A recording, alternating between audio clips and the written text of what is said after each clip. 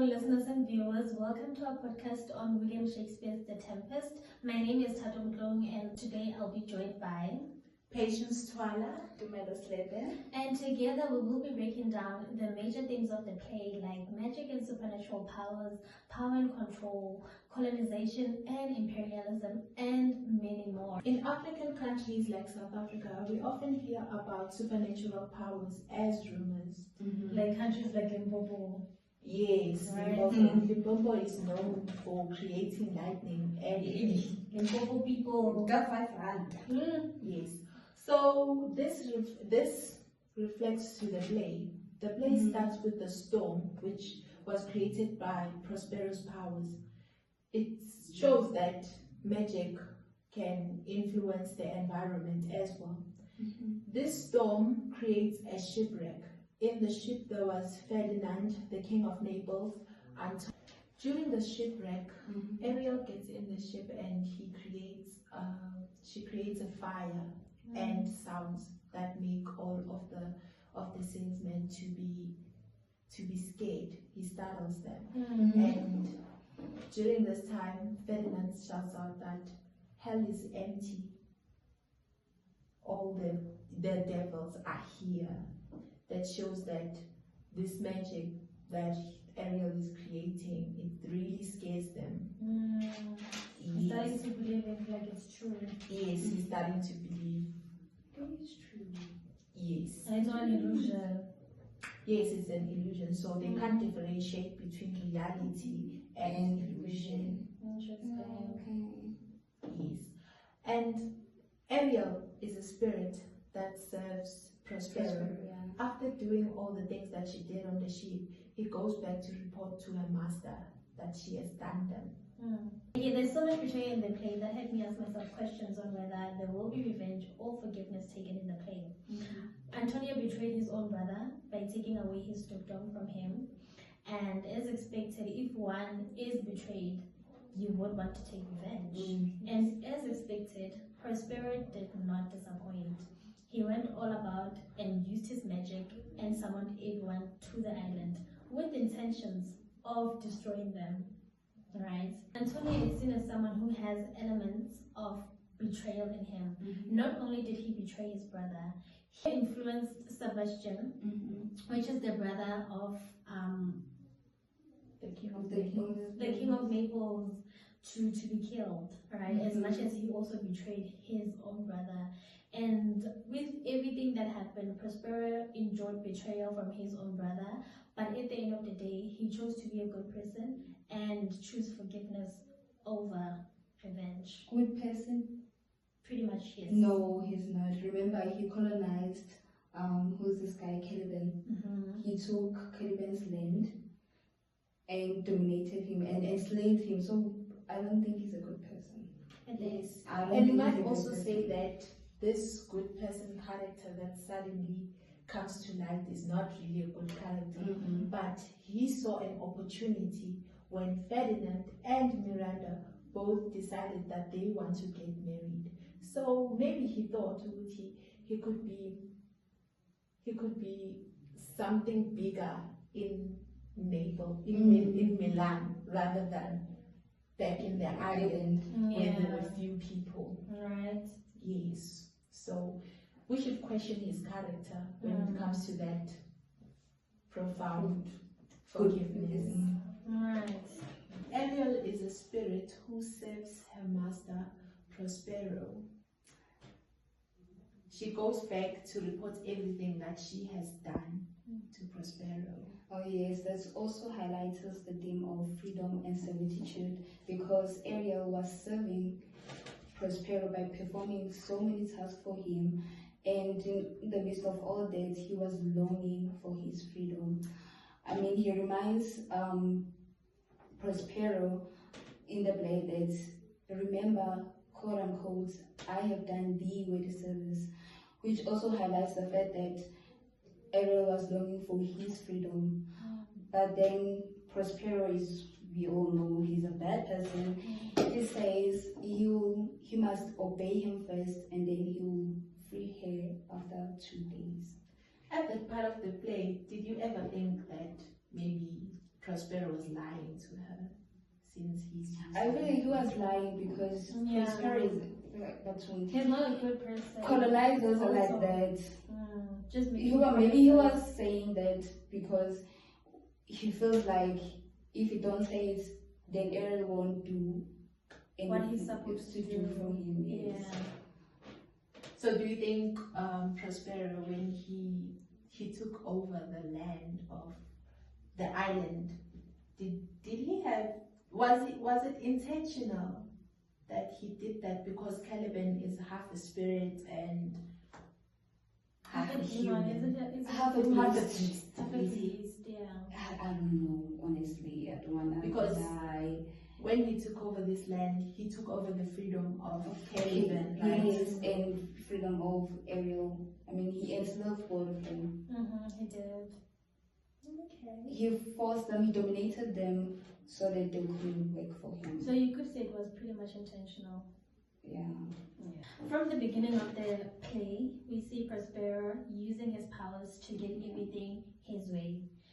We see this by also when he controls Ariel and also enslaves Caliban, right? Supernatural powers? Yes, his supernatural powers.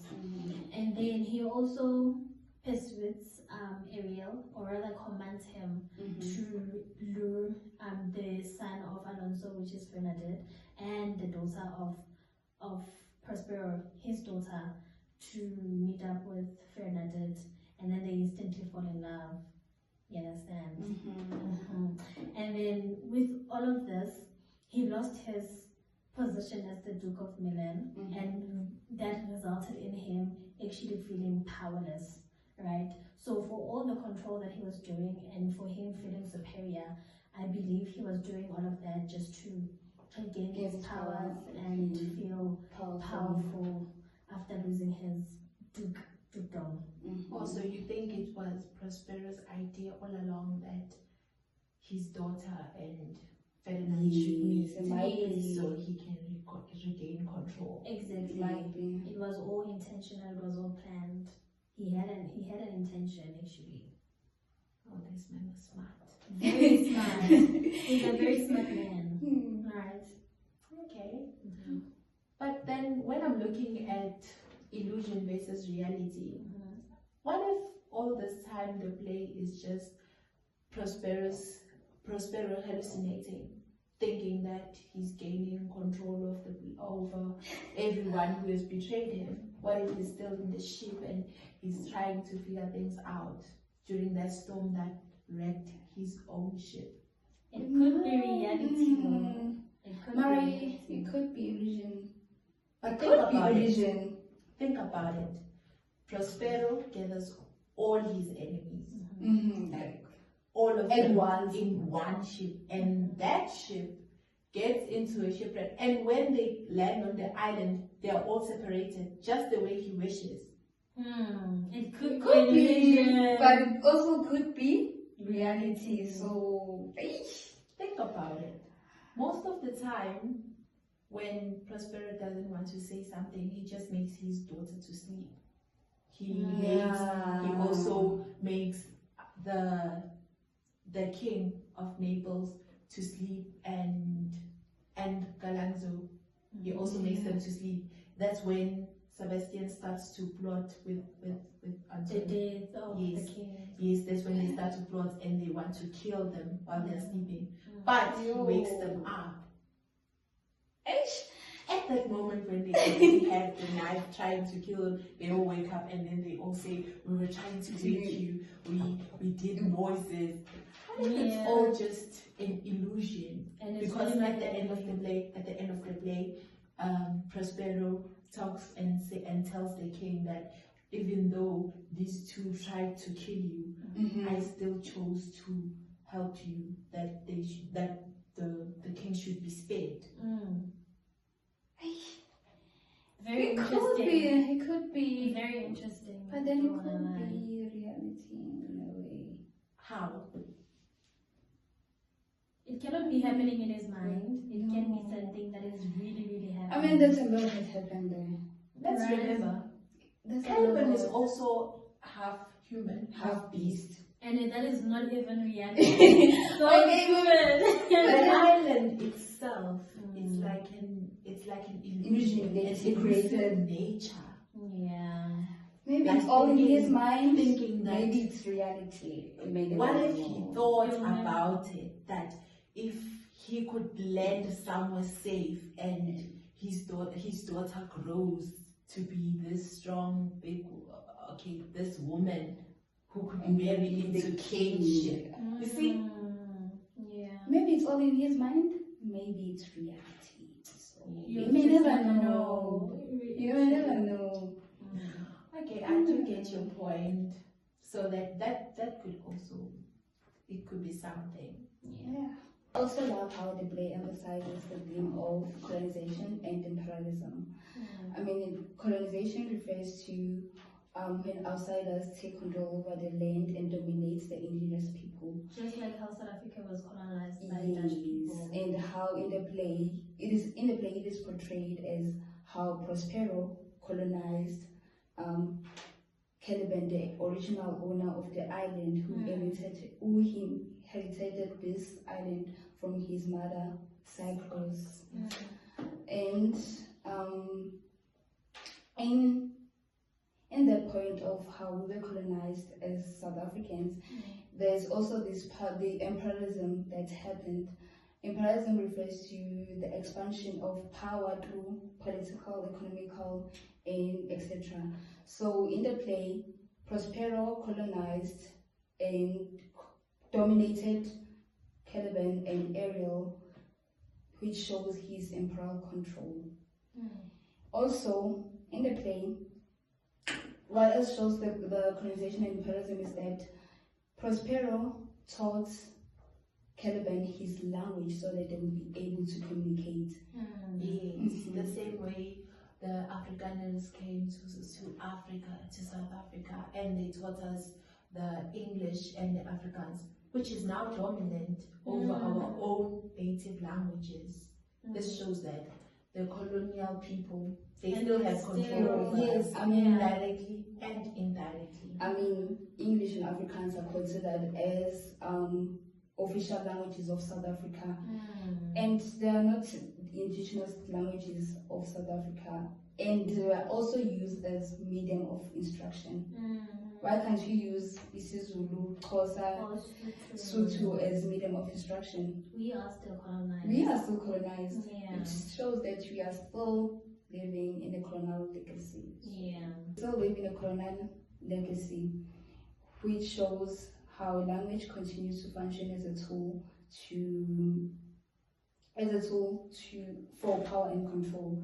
In a Tempest, Caliban says, quote unquote, "You taught me language, and my profit on it is that I know how to curse," which illustrates that language imposed by colonizers can be repossessed and used to fight against oppression.